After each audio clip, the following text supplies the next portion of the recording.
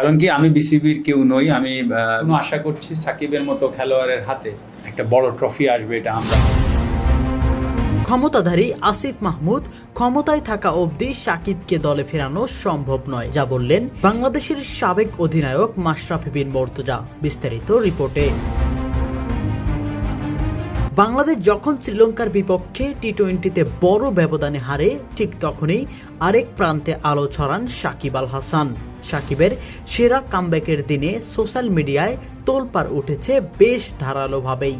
অন্যদিকে একই দিনে বাংলাদেশ হারায় সাকিবকে জাতীয় দলে ফেরানোর স্বপ্ন বুনছেন ক্রিকেট প্রেমীরা। তবে আসিফ মাহমুদ, সজীব ভুঁইয়ার জন্যই বর্তমানে জাতীয় দলে ফিরতে পারছেন না সাকিব আল হাসান, এমনটাই দাবি করছেন মাশরাফি বিন মুর্তজা। তিনি এক বিবৃতিতে জানায়, সাকিবকে দল ফেরানোর সুযোগ রয়েছে, কেননা বিশ্বসেরা এই ক্রিকেটারকে জাতীয় দলে কে না চায়। ক্রিকেটের বাইরে সাকিবের যত পেশায় থাকুক, সাকিব একজন ক্রিকেটার, ভুলে গেলে চলবে না। কিন্তু বর্তমানে ক্ষমতায় থাকা কিছু নতুন নায়কের অভাবে বাংলাদেশের কিংবদন্তি নিজের দল থেকে বিচ্যুত।